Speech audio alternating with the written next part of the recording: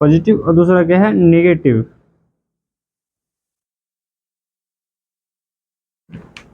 नकारात्मक स्वतंत्रता और सकारात्मक स्वतंत्रता, ये क्या होता है? नकारात्मक स्वतंत्रता का मतलब होता है कि आपके ऊपर किसी तरीके का कोई बंधन नहीं है, आप मुक्त है, आपकी जो इच्छा है वो आप कर सकते हैं। तो इसका क्या मतलब है? आप किसी को चार चाटा खींच दीजिए, ये स्वतंत्रता है, ये क्या हो जाएगी? नकारात्मक स्वतंत्रता हो जाएगी ना। सड़क पर चलने का नियम है कि आप बाएं से चलिए, तो आपको मर्जी होगा नहीं हम बीचे से चलेंगे, दाएं से चलेंगे, तो ये संभव है? ये क्या हो जाएगी? नकारात्मक स्वतंत्रता। किसी को जरूरत से ज्यादा स्वतंत्रता दे देना वो कहला जाता है नकारात्मक स्वतंत्रता। और सकारात्मक स्वतंत्रता में क्या होता है? सकारात्मक स्वतंत्रता में होता है आत्मनियंत्रण की व्यवस्था, कि हाँ भाई इस सड़क पे हमें चलना है बाएं से तो हम बाएं से ही चलेंगे, चाहे हमें पुलिस देखे, सरकार देखे, जज साहब देखे या फिर कोई देखे, ये हमारा आत्मनियंत्रण की स्वतंत्रता है कि एक नियम होना चाहिए, एक खास तरह का जिंदगी होना चाहिए। ऐसा नहीं कि हम नियम बना के चल रहे हैं तो कोई हमारे को पीट सकता है, ऐसा भी नहीं होना चाहिए, एक खास तरह की जिंदगी होती है उसमें। तो स्वतंत्रता की कुछ कुछ बातें जो होती हैं, स्वतंत्रता स्वाधीनता और लाइसेंस में बिना किसी के दबाव में आए काम करने की शक्ति होती है। जैसे मान लीजिए आपको स्वाधीनता है कि आप अपने अधीन कोई भी काम कर सकते हैं, आपकी मर्जी है तो आप जूस का दुकान खोल सकते हैं, आपकी मर्जी है तो आप कोई बैंकिंग सेक्टर का कोई काम कर सकते हैं, आपकी इच्छा है तो आप उद्योग धंधे लगा सकते हैं, आपकी इच्छा है तो आप कोचिंग इंडस्ट्री चला सकते हैं। तो ये आपकी स्वाधीनता के ऊपर है। आपको लाइसेंस दे दिया जाएगा तो इसका मतलब ये नहीं है कि आप किसी के दबाव में काम करेंगे, आप अपने अधीन स्वाधीन काम करेंगे। और जो बातें हैं कि स्वतंत्रता जो है वो मन को स्वाधीनता की भावना प्रदान करता है। जैसे आज से जब अंग्रेज थे तो आपने सुभाष चंद्र की मूवी देखी होगी, वो पहाड़ों में जाके सुकून की सांस लेते हैं, तो उनका मित्र सवाल पूछता है उनसे कि तुम ऐसी ऐसी क्या है इन पहाड़ियों में जो तुम यहाँ खुलकर जी रहे हो? तो वो बताते हैं यहाँ एक चीज है, वो चीज है आजादी, स्वतंत्रता। तो स्वतंत्रता हमें स्वाधीनता की भावना प्रदान करता है। फिर स्वतंत्रता में यूं कहें तो स्वतंत्रता हमें हमारे मन की उस व्यवस्था को कहा जाता है जिसमें हम कोई भी कार्य करने के लिए इच्छुक होते हैं, जो हम सोचते हैं वो कार्य हम कर सकते हैं। ठीक है, अब स्वतंत्रता के प्रकार देखते हैं कि स्वतंत्रता कितने प्रकार का हो सकता है। ठीक है,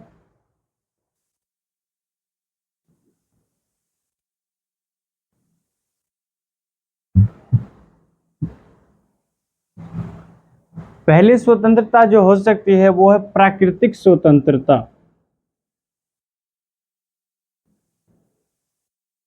प्राकृतिक स्वतंत्रता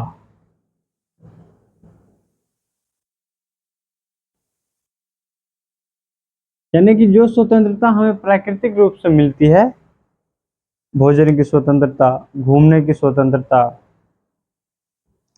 स्वच्छ जीवन जीने की स्वतंत्रता, स्वस्थ जीवन जीने की स्वतंत्रता, जो कि प्राकृतिक स्वतंत्रता है, प्रकृति ही प्रदान करती है, या अपितु कहा जाए तो वो चीजें जो हमें मिलनी ही मिलनी चाहिए। ठीक है, जो हमारे क्रियाकलाप हैं वो स्वतंत्रता होती है प्राकृतिक स्वतंत्रता। क्योंकि जो भी जीव आया है वो प्राकृतिक स्वतंत्रता सबको प्राप्त है। ठीक है, अगर सड़क पे कोई बैल गाय भैंस चल रही है तो आप उसको ये नहीं कह सकते हैं कि आप तुम दाएं से चलो कि बाएं से चलो, वो प्राकृतिक स्वतंत्रता है उसके पास। ठीक है, दूसरी स्वतंत्रता जो हो सकती है वो है नागरिक स्वतंत्रता।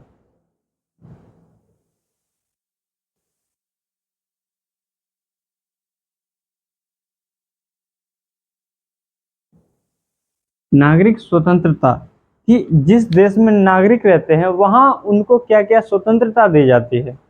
जैसे अभिव्यक्ति की स्वतंत्रता, कि हम अपनी जो बात है वो बात दूसरे को बता सकते हैं, अगर उसको हमारी बातें समझ में आ रही है तो हम उन लोगों के साथ एक सभा कर सकते हैं शांतिपूर्ण तरीके से, हथियार रहित सभा कर सकते हैं,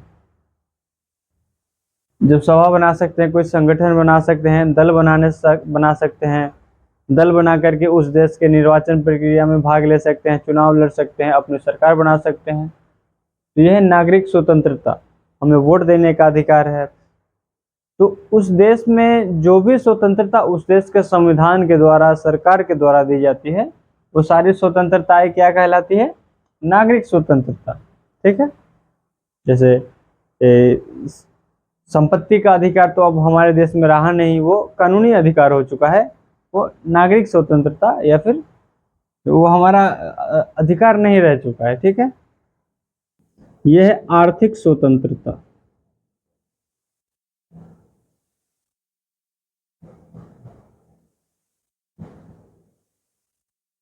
आर्थिक स्वतंत्रता का क्या मतलब होता है कि आप आर्थिक रूप से जो चाहे वो क्रियाकलाप कर सकते हैं।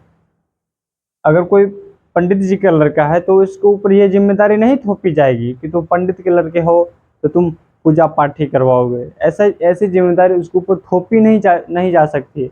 हाँ, अगर उसकी इच्छा है तो वो कर सकता है, लेकिन आप ऐसा कहेंगे कि जो ब्राह्मण का लड़का है वो पूजा ही कराएगा, जो मोची का लड़का है वो चप्पल जूता सिलने का ही काम करेगा। हो सकता है वो जूस की दुकान भी कर सकता है, वो भी पंडित वाला कार्य कर सकता है, अगर उसके लिए वो योग्य हो तो आर्थिक स्वतंत्रता कहने का ये मतलब है कि उस देश में हर किसी को आर्थिक क्रियाकलाप में या फिर अर्थव्यवस्था में सभी कार्य करने का अधिकार होता है। इसे ही कहा जाता है आर्थिक स्वतंत्रता। और जो आगे और हो सकता है वो है धार्मिक स्वतंत्रता।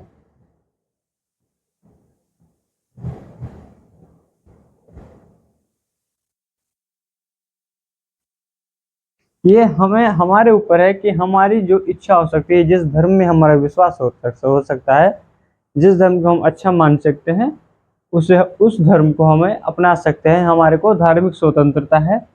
अगर हमें धार्मिक संबंधी कुछ कार्य कर रहे हैं तो वो हम कर सकते हैं। हमें अगर धर्म की प्रचार करना है शांतिपूर्ण तरीके से तो हम वो भी कर सकते हैं।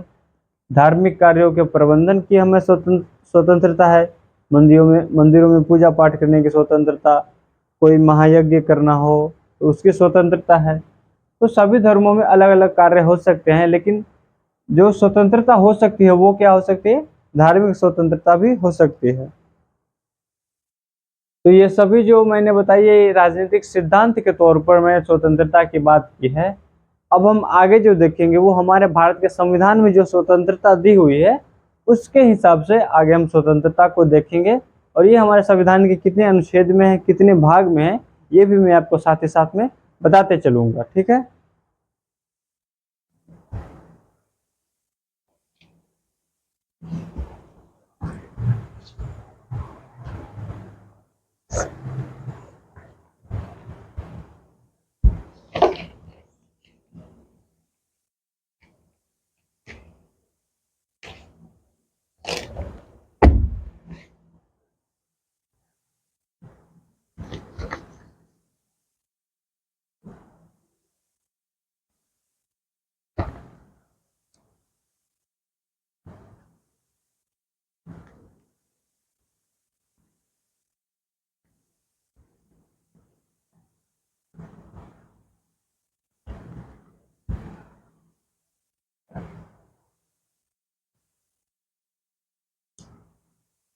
स्वतंत्रता का जो अधिकार दिया गया है हमारे भारत के संविधान में,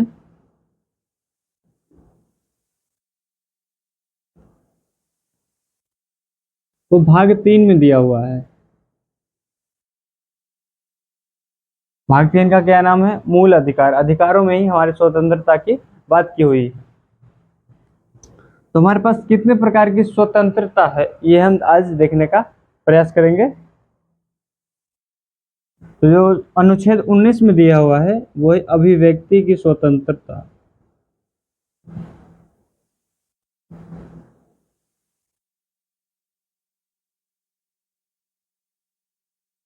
अभिव्यक्ति की स्वतंत्रता। ठीक है। 20 नंबर जो स्वतंत्रता का अधिकार है वो, तो संविधान भाग 3 के अनुसार जो स्वतंत्रता दी हुई है उसके बारे में हम चर्चा करेंगे। पहला, अभिव्यक्ति की स्वतंत्रता कि हमको जो बोलने का विचार मन में आ रहा है, हमको जो अभिव्यक्त करने का विचार है, वो हम अभिव्यक्त कर सकते हैं दूसरे व्यक्ति के साथ, सरकार के साथ, संगठन के साथ, समूह के साथ, या फिर अन्य किसी व्यक्ति के साथ। वो हम अभिव्यक्ति की स्वतंत्रता है, ठीक है। जब हम अभिव्यक्ति की स्वतंत्रता ले लेंगे तब हम कोई संगठन बना सकते हैं, कोई आम सभा बुला सकते हैं, 10 20 50 100 लोगों की सभा, जो हथियार रहित हो। जब जब हमारी सभा बन जाएगी, बहुत सारी सभाओं में लोग जुटने लग जाएंगे, तो हम एक संगठन बना लेंगे, दल बना लेंगे। तो वही जो बात मैं राजनीतिक सिद्धांत के तौर पर जो मैंने बात बताई थी, वो हमारे भारत के संविधान में अनुच्छेद 21 में भी यही दिया गया है, अभिव्यक्ति की स्वतंत्रता। अगर आपसे कोई ये पूछ भी दे कि आपको जो बोलने की आज़ादी मिलती है या फिर कोई सभा करने की स्वतंत्रता मिलती है, साथ में बैठकर किसी चीज़ पर चर्चा करने का जो अधिकार मिलता है, वो संविधान के किस अनुच्छेद में लिखा गया है, तो आप क्या जवाब देंगे कि वो अनुच्छेद 19 के तहत हमें मिलता है, ठीक है। अनुच्छेद 20 में जो आगे स्वतंत्रता है, वो अपराधों में दोष सिद्धि में संरक्षण की स्वतंत्रता। यानी कि मान लीजिए कि आपको पुलिस ने उठा लिया है किसी केस में और पुलिस के पास सबूत नहीं है, अब पुलिस आपको पीटे जा रही है कि तुम बताओ कि तुम ही थे, तो आप क्या करेंगे? हमको अधिकार दिया गया है अनुच्छेद 20 में कि अपराधों में दोष सिद्धि में संरक्षण की स्वतंत्रता, यानी कि हमको जबरदस्ती नहीं बुलवाया जा सकता है कि हम ही हैं। आपको मैं कुछ उदाहरण देता हूँ 3 देशों की पुलिस की, अमेरिका की पुलिस, जापान की पुलिस और भारत की पुलिस। तीनों में शर्त रखा गया कि एक बड़े से घने जंगल में हम खरगोश छोड़ते हैं। क्या करते हैं? खरगोश छोड़ते हैं। जो देश जितनी कम देर में ढूंढ लेगा, उस देश की तकनीक को या फिर उस देश की पुलिस को उतना अच्छा माना जाएगा। तो सबसे पहले मौका दिया गया जापान वाले को खरगोश छोड़ करके। तो जापान वालों ने सैटेलाइट से कुछ फोटोग्राफी की, सेंसरिंग की, कुछ उनके ऑफिसर घुसे और उन्होंने 1 घंटे में उस खरगोश को ढूंढ के निकाल दिया। फिर भेजा गया अमेरिका की पुलिस को कि जाओ भाई, अब तुम ढूंढ के आओ। अब अमेरिका वालों का सैटेलाइट हर जगह लगा होता है, उन्होंने सैटेलाइट से पता किया, आधे घंटे में ढूंढ के दे दिया, भाई साहब ये खरगोश यहाँ रहे, ये रहा, ला के सामने खड़ा कर दिया। अब भारत आई हमारे देश के भारतीय पुलिस के बारे में। भारतीय पुलिस, इनको मौका दिया गया कि भाई साहब आप जाइए, अब जरा खरगोश को आप खोज के लाइए। इस ससुरे जब जंगल में गए तो 1 महीने तक वापस ही नहीं आए। जानते हैं क्या कर रहे थे? ये को सुअर को ले लिए थे, ऐसे डंडा में बांध के सुअर को लटका के, और कह रहे थे सुअर को कि बोलो मैं सुअर नहीं, मैं ही खरगोश हूँ, बोलो तुम कि मैं सुअर नहीं, मैं ही खरगोश हूँ। तो ये है भारत की पुलिस। ये सही जगह काम नहीं करेंगी, किसी गलत बंदे को पकड़ लेगी, बोलेगी कि बोलो कि हम ही दोषी हैं। तो हमारा अनुच्छेद 20 क्या कहता है कि अपराधों में हमें दोष सिद्धि में संरक्षण है, कोई हमसे जबरन नहीं बुलवा सकता है। तो ये बात हमारे संविधान में लिखी गई है। ये आपको ये जानकारी पता होना ही चाहिए। अगर आप किसी कारणवश इस चीज़ के शिकार होते हैं तो आप अपने अधिकारों को याद रखिएगा, अपने स्वतंत्रता को याद रखिएगा। ये हो गया। अब है अनुच्छेद 21, प्राण एवं दैहिक स्वतंत्रता, यानी कि इसी में आता है निजता का अधिकार।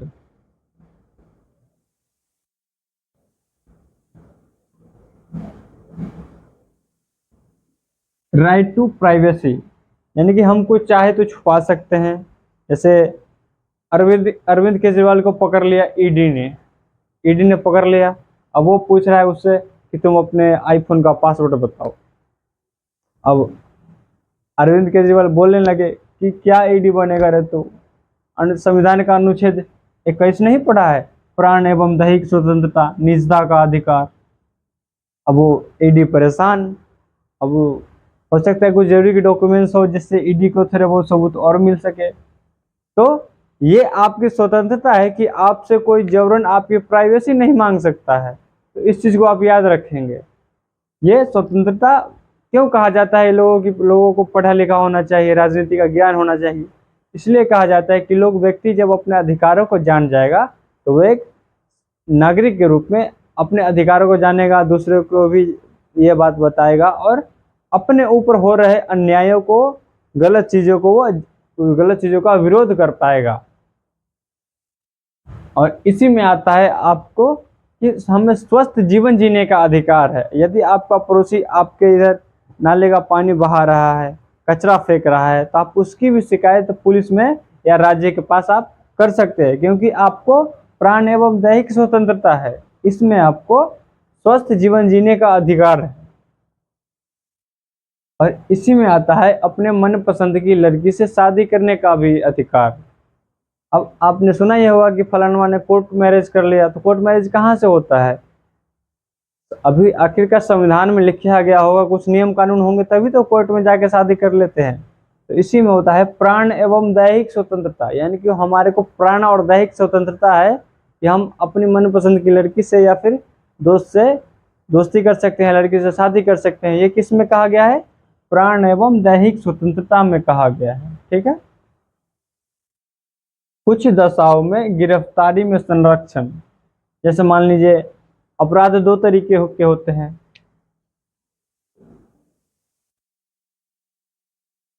संज्ञेय एवं असंज्ञेय अपराध। संज्ञेय अपराध में वही होता है कि किसी को चांटा मार दिए, किसी का भैंस खोल दिए, समझते हैं ना, छोटा मोटा। और असंज्ञेय अपराध में होता है कि किसी की दुकान में आग लगा दिए, बम फोड़ दिए, गोली चलाने की कोशिश कर दिए। ठीक है। तो कुछ दशाओं में गिरफ्तारी में संरक्षण है कि जो अगर हम संज्ञेय अपराध किए हैं, जैसे किसी को थप्पड़ मार दिया, किसी का भैंस खोल दिया, तो हमें गिरफ्तार नहीं किया जा सकता है। लेकिन असंज्ञेय अपराध है जिसमें आपको बिना वारंट के भी गिरफ्तार किया जा सकता है। ठीक है। तो कुछ दशाओं में हमें गिरफ्तारी में संरक्षण है। तो ये 4 प्रकार के स्वतंत्रता दी गई है। आगे और भी अधिकार है। तो जो संविधान के अनुसार जो 4 स्वतंत्रता दी हुई है मुख्य, वो चारों यही रहे, 19, 20, 21 और 22। ठीक के क में ही 21 के क में ही शिक्षा का अधिकार दिया हुआ है।